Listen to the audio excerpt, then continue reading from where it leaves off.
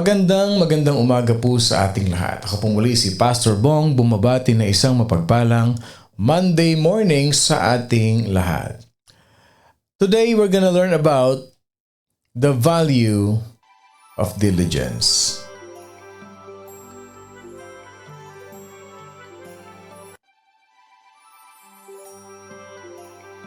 The value of diligence. I was reading my Bible like it was Saturday night. Ito yung ano ba yung sinasabi ng Biblia? What the Holy Bible says about diligence. Ano ba yung diligence? Sa Tagalog, ang ibig sabihin niyan, sipag. Yan. At ito mapag-aaralan natin today. Ano ba ang kahalagahan ng sipag? Okay, lahat tayo dito, I believe in my heart, lahat ng mga nandito sa morning devotion, masisipag na anak ng Diyos. Amen to that. Lahat ng masipag, mag-amen. Lahat ng masipag, mag-amen. Kung ano man yung kasipagan nyo na yan, I believe it is for good. Masipag mag-devotion. Masipag magbasa ng Bible. Masipag makinig ng salita ng Diyos. Masipag gumawa ng mabuti. At kung ikaw ay isa dun sa mga nabanggit, mag-amen ka. Masipag tumulong sa mga gawain ng Panginoon. Masipag tumulong sa ministry ng Panginoon. Kaya naman yung sipag ni Lord sa pagbe-bless sa kanila ay hindi napuputol. Amen. Hindi ba? Kaya sabi nila, daig daw ng masipag, palagi ang tamad. Totoo yan. Ano ba ang kahalagahan ng pagiging masipag? Importante yan spiritually, importante yan sa ating pamumuhay, sa ating trabaho. Minsan, kadalasan, dyan kinukuha yung evaluation sa atin kung talagang masipag tayo. Masipag tayo sa gawain. Kaya lagi nating naririnig, pagka ikaw magtatrabaho ka sa trabaho mo, give your best 100%. Sa pamilya, 100% din. Sa pagsiserve kay Lord, lalo nating sipagan. Bakit? If you put God first at lalo mong sinipagan ang paglilingkod sa Panginoon Diyos, He will cover everything in your life. Amen to that. Kung meron kang unang-unang dapat sipagan, si Lord yun. Kasi si Lord kaya niyang i-cover lahat ng parte ng buhay mo. Lahat ng area ng buhay mo. Kaya niyang i-bless. Ganun ka powerful si Lord. Ganun ka importante ang pagsisipag sa Panginoon Diyos. Ngayon, what we're gonna learn is a literal value, a logical thing in our life na talaga namang will reflect the power of the Bible. What the Holy Bible says about sipag. Makinig tayong lahat, ano? Ang ating verse for today that will really, ano ba't hindi ako nawawalan ng feedback? Okay. Yan. Okay. What the Holy Bible says, we're gonna look at the book of Ecclesiastes, chapter 11, verse 6. Ecclesiastes 11, verse 6. In the morning, sow your seed, and in the evening, do not withhold your hand. For you do not know which will prosper, either this or that, or whether both alike will be good. Ganda nito. Ecclesiastes chapter 11 verse 6. In the morning sow your seed, and in the evening do not withhold your hand. For you do not know which will prosper, either this or that, or whether both alike will be good. Pag binasa natin itong mga verse na ito, somehow, minsan parang, okay, gumising ng maaga, itanim ang buto, sow your seed, no? Sa Tagalog, pag binasa natin ito, ihasik mo sa umaga ang iyong binhi. At mong haagwat, wag mong hayaang walang ginagawa ang iyong kamay sa hapon. Naku, dito pa lang, pwede na tayo mag-post dito Ano ang sinasabi ng Bible pagdating sa kasipagan? Ihasik mo sa umaga ang iyong binhi. Ang ganda pala ng morning devotion. Kasi sa umaga pa lang, inihahasik na natin yung binhi, yung salita ng Diyos. At huwag mong hayaang walang ginagawa ang iyong kamay sa hapon. Bakit? Sapagkat hindi mo nalalaman kung alin ang tutubo. Ibig sabihin, magtanim ng magtanim ng magtanim. Huwag mong hayaang walang ginagawa ang iyong mga kamay. Kung ito o iyon, sabi niya, o kung kapwa magiging mabuti. Simple lang. Simple lang ito. Pag patuloy kang nagtatanim, marami kang itinatanim, marami kang pagkakataon. There are so many chance for you to harvest. There are so many chance of you to grow a plant. Pag marami kang tinatanim, yun ang difference ng tama na yung 3 tinanim ko. Paano kung namatay pa yung 2? Di isa na lang. Kinain pa ng insekto, di wala na. Yung marami kang tinanim, sinunod mo yung sinunod mo yung salita ng Diyos, in the morning sow your seed. You probably heard the old sayings, yung sinasabi nilang the early bird gets the worm. Tama? Kagaya mga nag-early bird sa atin. Alam nyo, itong morning devotion, lahat ng pattern nito nasa Bible. Lahat ng ginagawa natin dito, every wordings, hindi na ako lumalabas sa Bible. Lahat nandito na, mga kapatid. May kasabihan tayo, no? The early bird gets the worm. Tapos may kasunod dyan. The early bird gets the worm and sharp as a tack. Ibig sabihin, yung sharp as a tack, T-A-C-K, a person who is very sharp in mind and intelligent. Yung sinabing, alam mo yung taong yan, he is sharp as a tack. Ibig sabihin, matalino yan. Magaling yan. Marunong yan. Okay? So, magkarugtong yan. The early bird gets the early worm and sharp as a tack. Masipag na, matalino pa. Yun ang ibig sabihin nun. But have you ever considered that both describe yung dalawang yan, yung masipag at matalino, it is a character that the Bible is saying to any successful achievement in life? Hindi ba ninyo mainaiisip na hindi pwedeng maghiwalay ang sipag at talino? Sipag at tiyaga. Yan ang mga magkakagrupo no? Ilan sa atin dito yung masipag na, matalino pa. Can I see an amen to that? At kung asawa mo, yan ang character ng asawa mo, alam mo na yan ang asawa mo, be proud to say, asawa ko yan. Ako yun. Kasi ang anak ng Diyos, yan ang binibigay na character sa atin. Yung maagang gumigising kasi naghahanap ng gagawin, kasi masipag. May pagkakaiba kasi yan May mga tao na tanghali gumising, for some reason, wala namang sakit, basta trip lang niya na tanghali na siyang gumising. Tapos ang gagawin, nakatunga nga maghapon. Hindi maganda yung ganun. No? Ano sabi ng Bible? In the morning, sow your seed.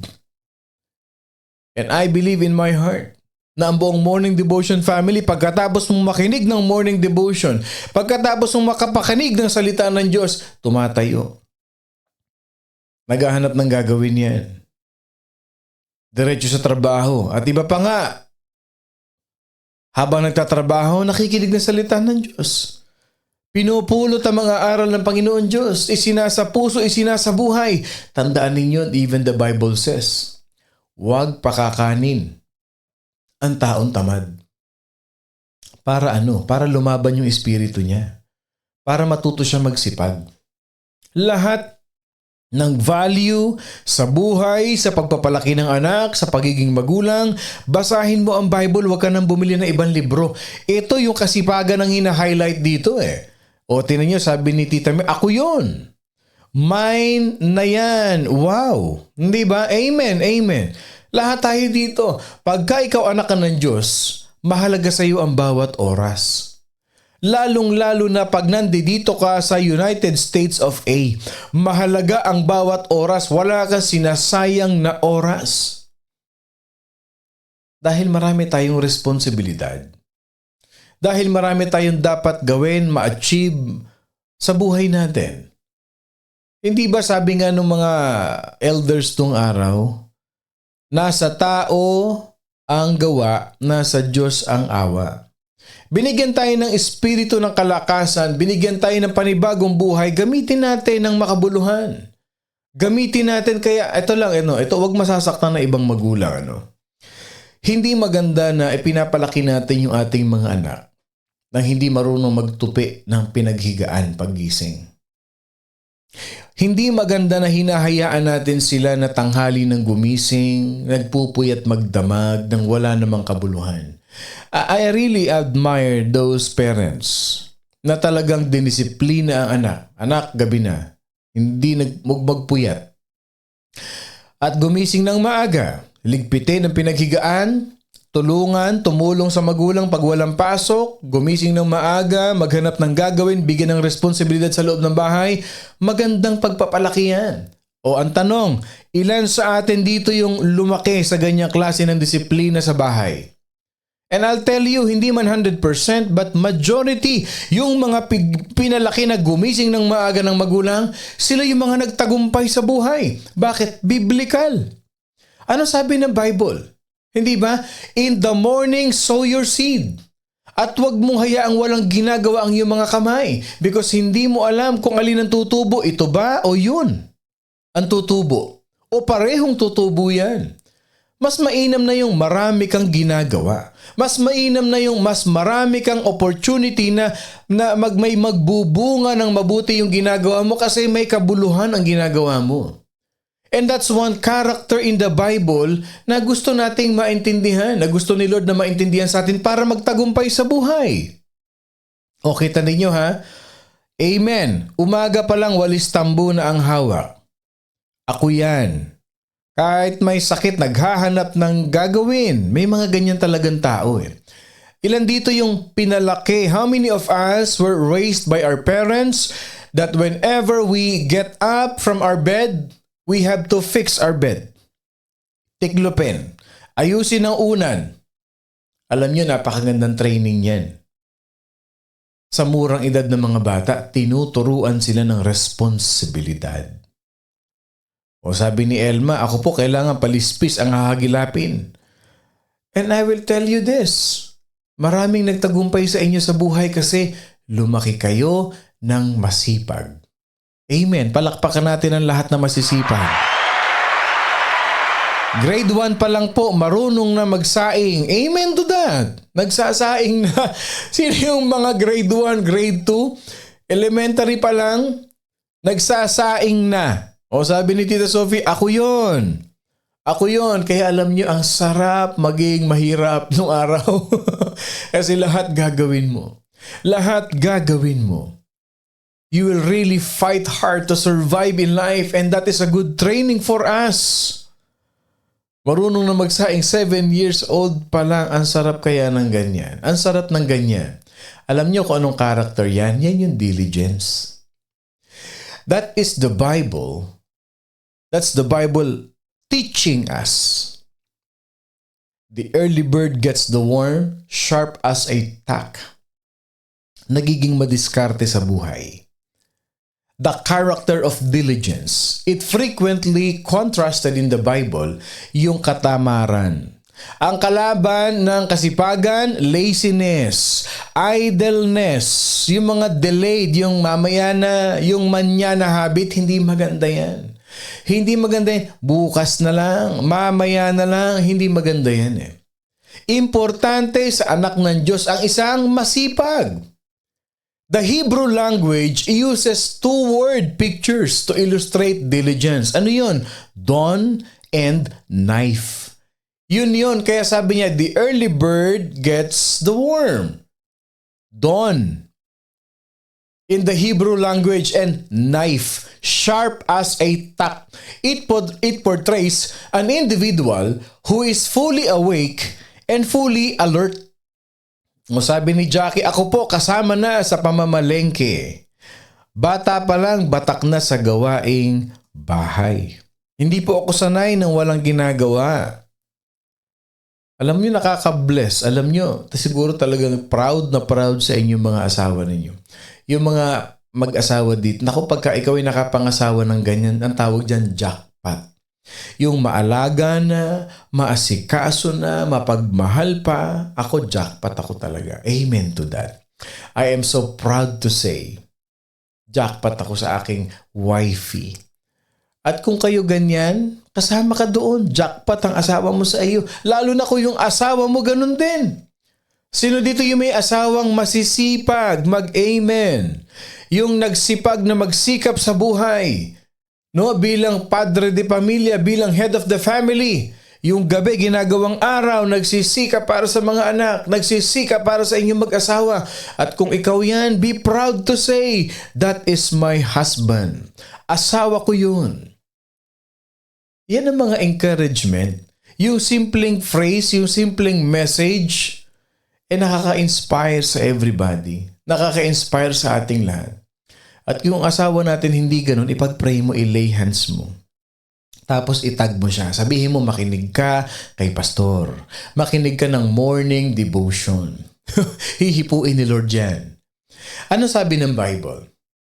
Dawn and knife. Yung dawn, yung early bird, those are the people who are fully awake and they are alert. Yun yung early bird.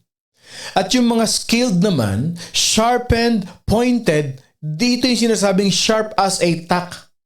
Bakit? Sabi ng Ecclesiastes chapter 1 verse 14, he who catches the wind will not sow, and he who looks at the clouds will not reap. Ano ibig sabihin yung sumasalo ng hangin?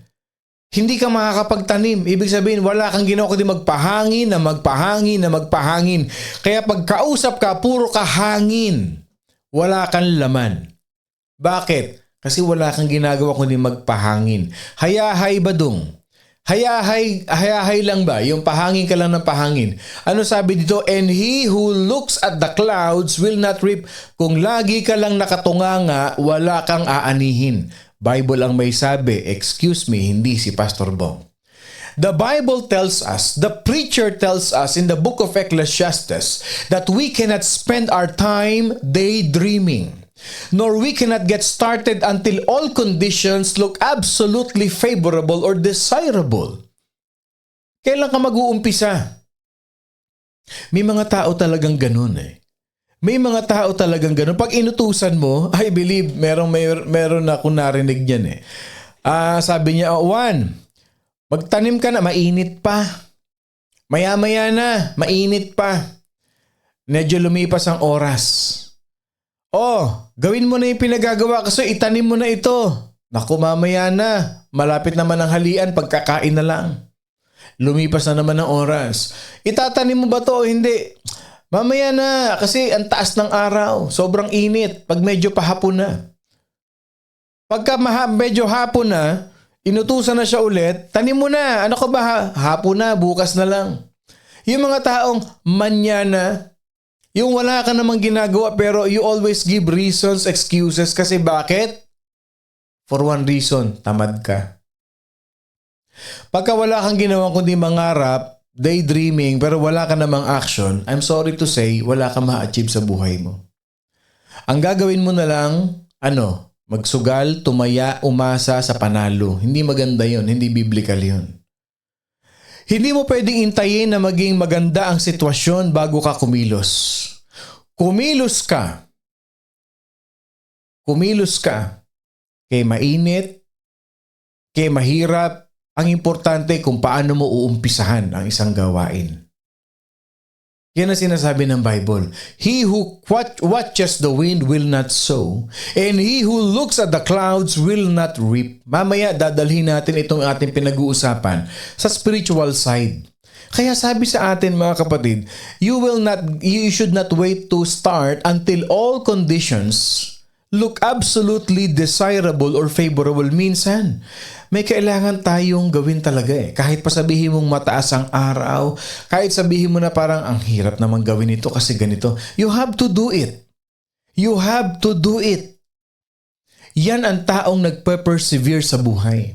Yan ang taong may pangarap sa buhay. Walang mahirap na sitwasyon. Kanina nga yung comment natin, hindi ba? Sabi niya, kahit masama ang pakiramdam, naghahanap ako ng gagawin. Kasi bakit? Hindi siya sanay na walang ginagawa. Masama ba yun? Hindi. Maganda yun eh. Yung taong may kusang palo, yung tao na ayaw niya nung nakatunganga lang siya, yung gusto niya laging may ginagawa yung katawan niya. Yes. And some of us, pagka tayo medyo nagkaedad na, nag-70s na, nag-75 na, hindi ba napansin niyo yung mga taong galaw ng galaw, gumagawa na lahat, yung gusto niya pinapawisan siya. O sabi ni Elma, I feel bad pag wala akong ginagawa, lalo akong magkakasakit. Alam nyo, lagi kong naririnig yan. Sino sa atin dito yung nakakaramdam ng ganyan? Yun, kahit na nagliligpit lang sa bahay, yung wala nang paglagyan yung sofa dati nandito sa kaliwa, pagising niya na umaga ilalagay niya sa kanan, and later on ididikit sa kisame. Yung walang basta may magawa lang siya kasi gusto niya may ginagawa siya. That's good. Exercise. Kailan naman nakatunganga ka lang, nakaupo ka lang. Hindi ba? Ang ganda nung ganun. And it is biblical. Sabi niya, sow your seed in the morning. And do not be idle in the evening, for you do not know. Hindi mo alam kasi eh. The lazy man, ang taong tamad, is always dreaming and wanting but never willing. Ang taong tamad, laging nangangarap. Laging may gusto, pero wala namang ginagawa. They are not willing to pay the price of perseverance. Then, after that, pag dumating sa isang tao yung ganyan, there will come a time na sila'y na-frustrate. And they will experience emptiness. Bakit? Kasalanan mo yan. Hindi yung kasalanan ng tao sa paligid mo kasi naging tamad ka. Hindi ka nagsikap. I remember my father told me, anong sabi ng tatay ko sa akin? Huwag mong palakihin ang mga anak mo sa sarap. Para pagdating ng panahon, hindi sila mahirapan. That's true. That's applicable. Yung ipanganak kang mahirap, which I was born a poor person. Mahirap lang kami. We live in a squatter area. Yung ipinanganak kang mahirap, hindi mo kasalanan. Pero ang tumanda kang mahirap, kasalanan mo yan. Kasi hindi ka nagsikap. Pag anak ka ng Diyos, lahat ng opportunity bibigay sa iyo ng Panginoon para maging maunlad ang buhay mo. Pag anak ka ng Diyos, hindi ka niya pababayaan. Pero may kailangan kang gawin. May kailangan kang gawin. Hindi po pwedeng nangangarap ka lang. Iintay mong babagsak yung pangarap mo sa iyo. You have to do something. You have to be willing to pay the price of perseverance. If you become diligent, nagsipag ka, hardworking, you will be a satisfied person one day. Bakit? Kasi nakikita ni Lord yung pagsisipag mo at hindi ka niya pababayaan. Before the Apostle Peter listed the character building blocks of faith, virtue, knowledge, and self-control, ano ang inexhort ni Apostle Paul? All diligence.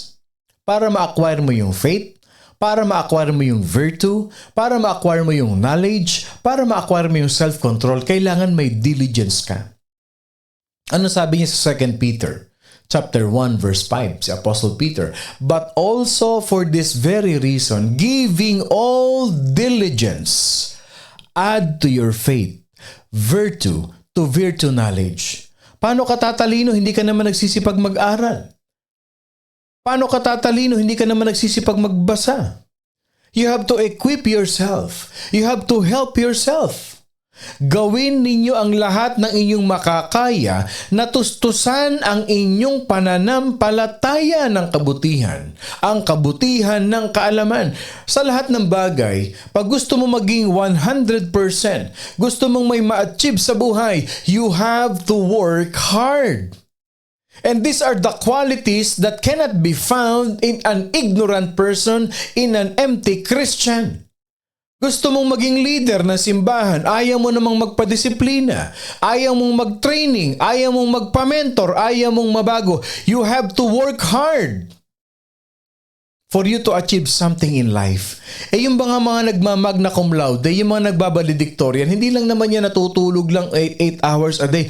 They spend time. Yung mga nagiging doktor, and I'm proud na marami tayong mga doktor sa ating simbahan. Hindi lang mga doktor, napakababait at napakatataba pa ng puso. Yung mga nababanggit natin dito ng mga doktor, hindi instant na naging doktor yan, nagsikap yan. They have diligence. Nagsipag para ma-achieve. Yung mga nagtagumpay sa business, nagsipag din yan. Hindi nyo nakita yung kanilang mga hard side. Yung mga mag-asawa na nagtagumpay sa buhay, nagsipag sila. Mga estudyante na nagsikap sa buhay, nagkaroon ng magandang kinabukasan. Bakit? Sipag, kapatid. Only by persistent application and persistent pursuit, they were implanted diligence in their character. Yung mga doktor natin, and I'm so really proud, si Doc Nilo, si Doc Casey, yung mga LVNs natin na nakagraduate, nagsipag yan mag-review. They were motivated to develop and accomplish their alertness from Jesus Christ. Pero ito, bilang Kristiyano, dapat magsipag din tayo. Saan? To become a witness of Jesus Christ.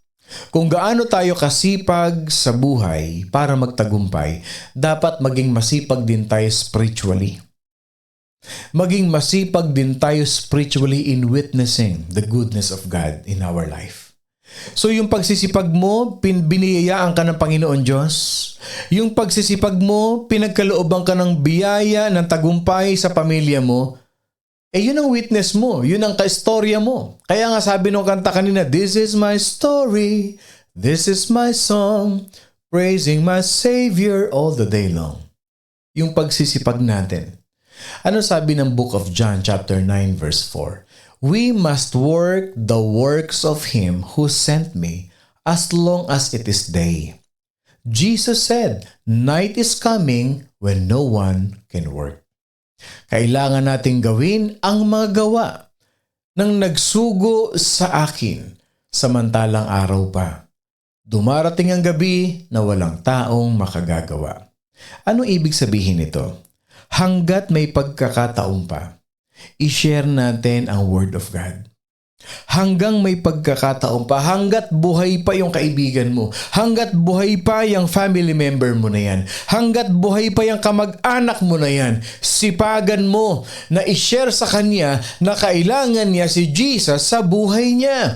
Kung papaano ka nagsipag para maging successful sa buhay, sipagan mo rin na ang mga kamag-anak mo walang maiiwan pagdating ni Jesus Christ. Because our journey in this earth is so short. At ang isang masipag na mananampalataya ay diligent believer, he is alert, they are alert to every opportunity to share Christ and make Him known.